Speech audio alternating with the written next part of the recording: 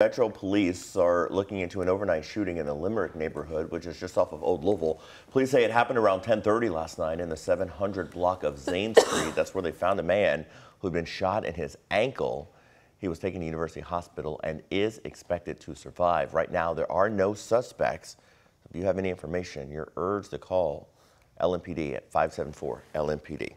Also, Metro Police are investigating a fatal hit and run. This one happened Friday afternoon on Old Brownsboro Hills. Metro Police say Joseph Mertz was on a bike going down the road when he was hit by an SUV. He was taken to University Hospital where he died early Monday morning. Metro Police investigators have identified a suspect but have not yet made an arrest. And it's been nearly a month since many of you showed up at a community meeting demanding action on violent crime. This morning, there's a new plan in place, at least for now. Led by 2 Metro Council members, the strategy brings an increased police presence to areas where businesses are open late. Jim Stratman is joining us live in the studio this morning. Jim, good morning. Good morning, Eric and Haley. Yes, the plan is for the next 2 weeks to increase police presence in certain areas of town, those being Bardstown Road, the Highlands, Baxter Avenue, Frankfort Avenue, and Brownsboro Road. And what do all of these spots have in common? Nightlife.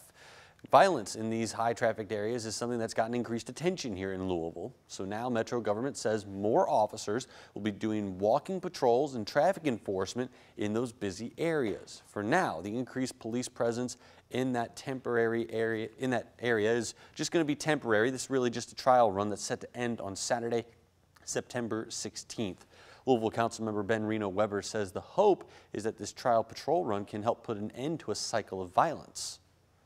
You combine alcohol and humans, there have been issues for centuries. What we've got added element here of a lot of alcohol, late night, and guns.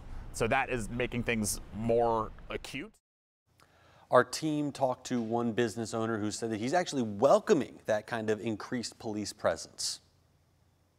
The residents particularly, I think, should be thought about. You know, if your business is, encroaching on a person's home, whether that be loud noise or someone being shot or near your home, I think more patrolling certainly would help.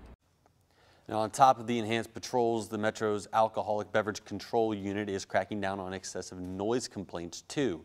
Businesses can face a fine of up to $2,500, even for just a first offense, if the ABC determines unreasonably loud noise was heard more than 50 feet away from the property. Haley, Eric?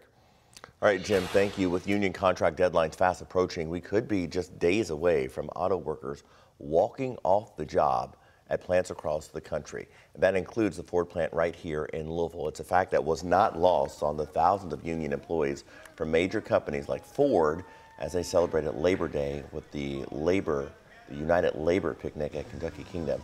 It comes in the shadow of the looming September 14th deadline when Ford's current contract with UAW expires. WHAS11's Travis Breeze tells us how recent national agreements have given workers hope.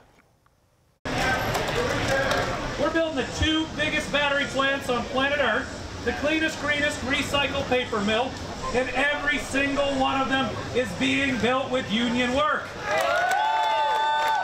Union workers from all types of jobs. We're a copper mill, rolling mill.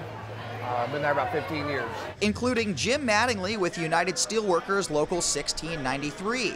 For him, Labor Day is about raising up all workers. The negotiations that we do, it also lifts up the non-union worker. It forces the market or the companies to pay a better wage.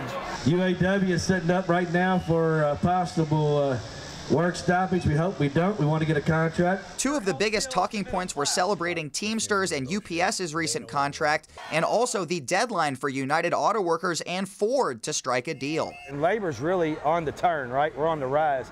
You're starting to see some really good agreements coming. There was a lot of similarities to UPS and the Teamster agreement between Ford Motor Company and UAW.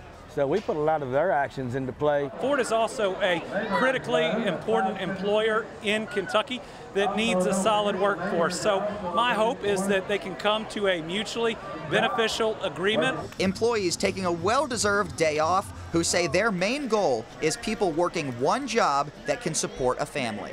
In Louisville, Travis Breeze, WHAS 11 on your side. The United Auto Workers Local 862 led yesterday's event. The union represents roughly 12,000 Ford workers here in Louisville. The UAW wants a 46% pay raise, a 32-hour work week, and the return of traditional pensions. The automakers argue the union's demands are unrealistic as the world shifts from internal combustion engines to electric vehicles. UAW President Shawn Fain says what's unrealistic is the amount of sacrifices workers have to make. We've seen a decade of record profits. I mean, our members made massive sacrifices. We were blamed for everything that was wrong with these companies back in the recession, which was wrong. It was false. It's one of the biggest lies ever told. This is our time to take back what we're owed. Working together with the companies doesn't work for us. In order to help deter an auto workers strike, President Joe Biden has appointed a White House liaison between the union and companies. Biden hopes it aids in a fair agreement between the two sides. Folks, in this Labor Day, let me tell you what we're celebrating. We're celebrating jobs, good paying jobs, jobs you can raise a family on, union jobs. You've heard me say it before, but my dad used to have an expression, I swear to God. He'd say, Joey, a job's about a lot more than a paycheck, for real. It's about a lot more than a paycheck. It's about your dignity. It's about respect. Experts say a strike in the auto industry could cause a noticeable impact on the broader U.S. economy. The industry makes up about 3% of the country's GDP. President Biden also released a plan which would expand overtime pay for millions of workers. It would require overtime pay for executives, administrators, and professionals making less than $1,095 a week, which adds up to about $55,000 a year. A big increase from the $35,000 level it is now. It would have the biggest impact on managers in retail, food, and hospitality industries.